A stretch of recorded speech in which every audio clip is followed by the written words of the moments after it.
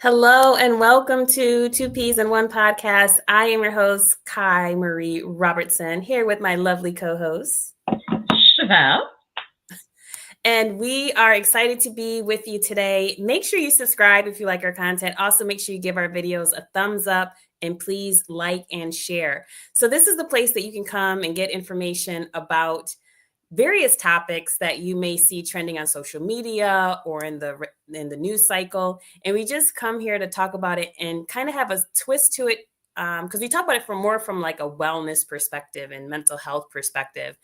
So be sure to go back and check our old videos. We did one about the price of groceries, like how that can affect your mental health. We talked about celebrity, like just being a culture of celebrity.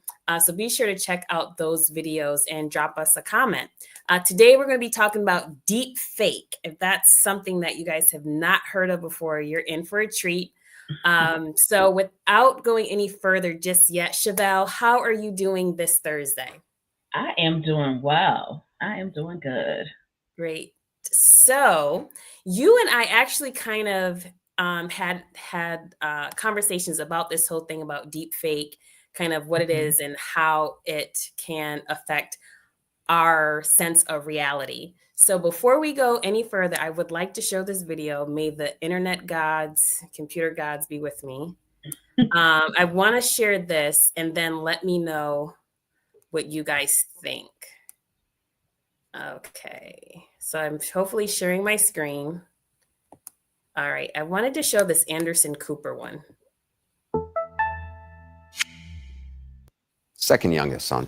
He's suggesting it came out of nowhere. What we subsequently learned is it may have come from the former president or his legal team acting in bad faith. This is a deepfake example of what is possible with powerful computer and editing.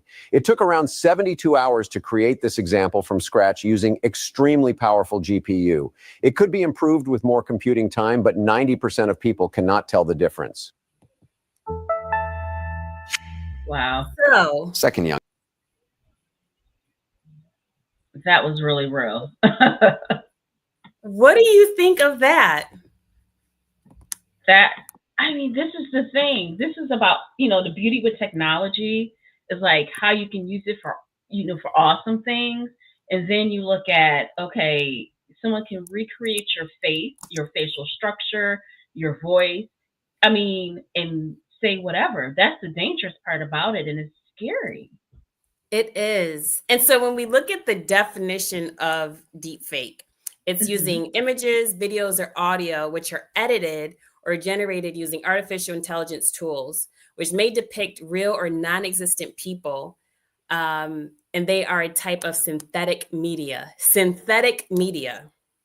And one thing I had watched right before coming on live, and I know, Shiv, I think you and I had talked about this from the perspective when we were doing like our older adult trainings and how you'll have people that these basically predatory people will call certain folks and pretend that there's somebody else and they're doing something with the voice. Have you heard about that? Yes. And matter of fact, this week, because I'm a social worker, I was taking a client somewhere and she told me President Trump called her. And he called her and was telling her that, he's going to have a job for her if he get into the White House. Obviously, this is before the election and everything. And I'm like, and she's 93. And I said, Miss such and such, how did he get your phone number? She was like, I wonder how he got my number. And I'm like, yeah, did he ask for any money? She's like, well, he wanted some money for my campaign. So it's just like, it was very believable to her. And I'm quite sure it sounded like him. I'm quite sure it was not him, Right. But it's scary, like how realistic this can be and affect older people because a lot of them are not up on technology. But honestly, the Anderson Cooper one, that really looked like the real Anderson Cooper. It sounded like him. Even the facial, like the way, the movement. Yes, it did. And I remember I saw, like, you got to go back and see the full video. Anderson Cooper was freaked out about watching that. Like I bet. something that looked just like him, sound just like him, but was not him. Right. That is freaking scary. And Right. it makes my mind goes all types of ways, like how this can go with this deep fake. I wanted to share one other video. This goes to the point what you were saying, Chevelle, with Mm-hmm. how this can definitely affect older people. Let's see if I can get this to play. Deepfake AI phone scams have been all over the news lately. I heard the voice and I thought it was my son. We wanted to know how easy it is to pull off this kind of scam. So scammers use AI technology to clone your voice by feeding a program audio samples. Then they call your relative and say something like, "Help, I've been in a car accident. Transfer me $4,000. The person on the phone thinks they're talking to you, but it's actually the scammer. So is making a deepfake that simple? It is scarily easy to make a deepfake audio to scam people. There are platforms online that let you do it for free. There's even tutorials on YouTube, some with over 1 million views. We did a quick search for free AI voice cloning and found that many were free, but required a credit card to sign up. So there's a paper trail, and at least one company asked for a person's recorded voice consent. Some AI clones are higher quality than others, but many are just convincing enough. I thought for sure it was Daryl. So if you get a weird call, here's what you should do. Instead of reacting right away, put the phone down once the phone call is over, and then actually ask them, are you okay? Message them. Deepfake AI phone scams have been all over the news. Okay. So Yeah. that's the video, like what you were saying, where this lady thought that former President Donald Trump, now will be president in the coming months, thought that the president called her. I'm Right. wondering if the individual used this type of technology. I'm quite sure. I'm quite sure of it. And it's scary because with this can lead to, misinformation, like creating a fake video and it could be like, I don't know, something someone could do like state of emergency or whatever it could be. So it's just scary. And then it makes your trust in media or anything you see on television, it's going to make you question it. Because Right. is this deep fake or is this true? Right. Because as the technology goes, it's going to get better. Yes, exactly. People using like AI to create a person. And if you look at that, hopefully I'm not buffering or anything. I just saw my little internet thing go up. But creating people, and sometimes like there'll be like an extra finger or there'll be kind of something that you can tell like something's off. But oftentimes you have to look very close at the image and say like, this may not be an actual person.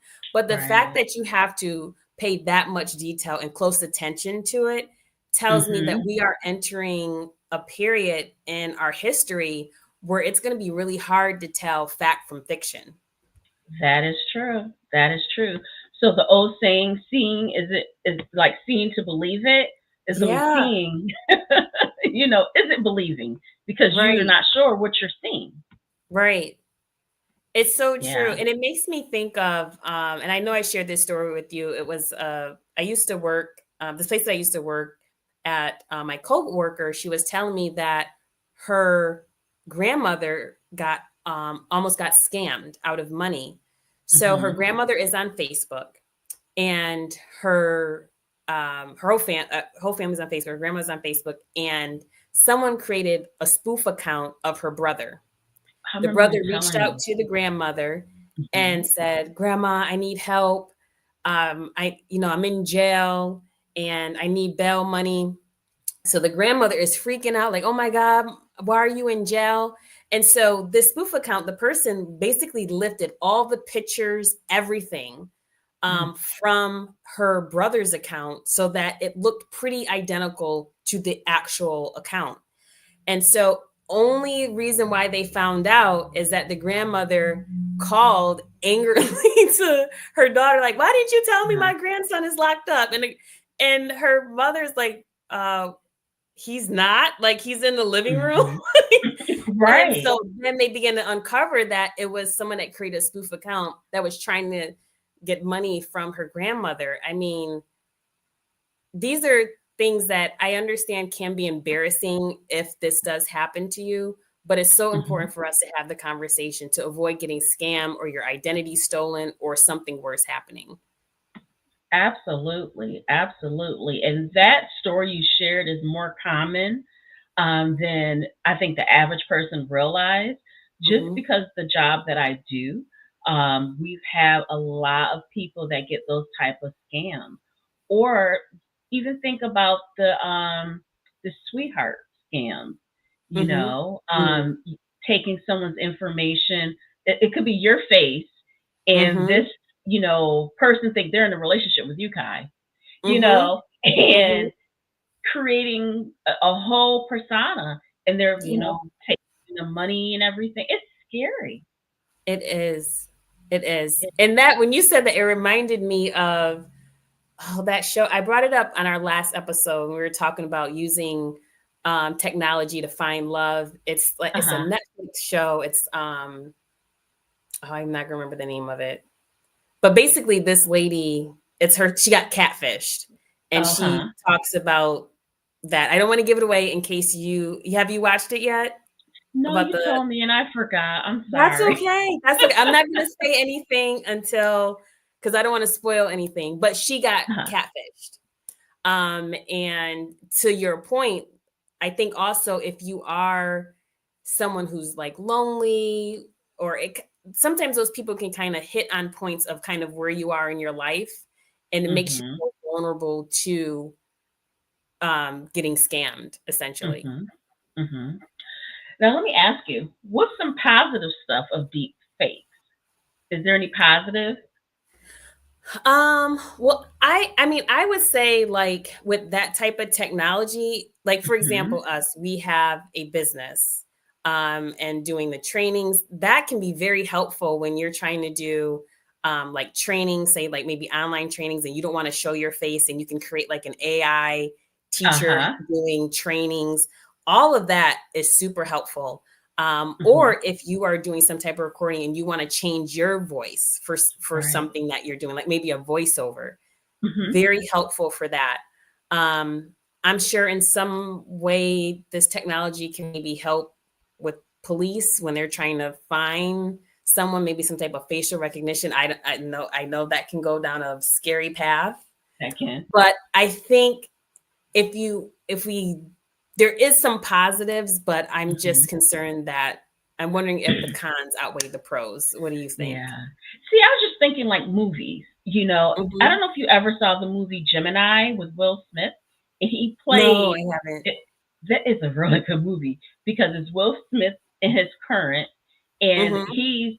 I don't know if he's like a police, but he's fighting the younger Will Smith. So obviously the deep fake is the younger Will Smith. But it looked like Will Smith back at like what was the show he played in? Prince of Bel Air. It Oh, looked like, wow. I mean, it was really lifelike. Um, Uh-huh. and I mean that was kind of cool to watch because you see Will Smith playing against himself. Right, right. Um, but I think like stuff like that with film production, education, like real life scenarios for teaching purposes for little kids to get them really into it. I remember like little things, which is obviously way better now, but with my kids, I would use a program to help them to get in, like what was it for reading and math. Mhm. Um, those things can be, I think, helpful when we look at the positive side of it, or even like just being creative. I mean, some of these Right, people are very, I mean, yes, we can see what is used for negative, but if they flip that and did something very positive, that's art. They're right, just using the art for a bad thing. So there's positive sides of it, but I think again, like you said, the positive can outweigh the bad parts of it. right, right. I think it's just, maybe for us to not so much say like, oh, that technology, like that's over there, but maybe learn certain aspects of it and say, okay, what can we do just as Hmm. everyday people to kind of set these parameters? Right. And maybe if we see certain type of legislation or maybe just kind of getting involved that way to make sure that there are protections in place. Now, people always try to go around laws, right? If you're trying to do Mhm, mhm. something that is that is illegal. But at least if we can try to set those parameters and pay attention to what's going on, hopefully that we can try to keep people safe from this going in what can be a very negative direction. Right. That's very true. It's just the scary part is that sometimes I feel this technology will supersede by the time the government make laws. Right. Because sometimes I watch when like you would know this better because you worked in the government when you have the senators are like interrogating like people with Facebook or TikTok, and I hear what they're saying, I'm like, they really don't understand technology. When they do the hearings, yes, the hearings. I'm listening. I'm like, yeah, okay. I know their legislative directors in the back, like, oh my God, we went over this. I explained to you how this goes. I agree with you. So by the time we get something, this technology probably be perfected, and we really can't tell the difference. But I think what for us, one of the things we can do is also keep up with our critical thinking skills, and constantly try to make ourselves abreast on different topics. Because again, if we looked at what you showed with the Anderson Cooper, right? And we saw the real one and the fake one. And if you don't watch any other news source and they use a fake Anderson Cooper and saying something, you're gonna believe it, and then it turns into fake news. Right. You're right. So it's like you got to use your critical thinking skills. And like, okay, I hear this. Let me go do my research and see what's going on over here. What's they're saying over here? Then you might say, okay, something might not be right. Right. Exactly. No, I totally agree. And we want to hear what you guys think. Drop in the comments. Have you heard about deepfake? Has this happened to you, or you received a questionable phone call, or somebody reach out to you on social media that create a spoof account with somebody that you know? We want to hear what you have to say about that. And just kind of like, how did you deal with it? Were you embarrassed if you initially thought it was somebody? This is a safe space to have these conversations, so we would like to hear from you. Yeah. So with that being said, we're going to kind of cut it early tonight. Yeah. But make sure you join us next Thursday right here. I don't remember the topic, but it's going to be a good one. That's right. It's going to be good. Whatever. If we're involved, it's going to be good. That's right. All right. You guys have a great night. Yes. Bye. Bye.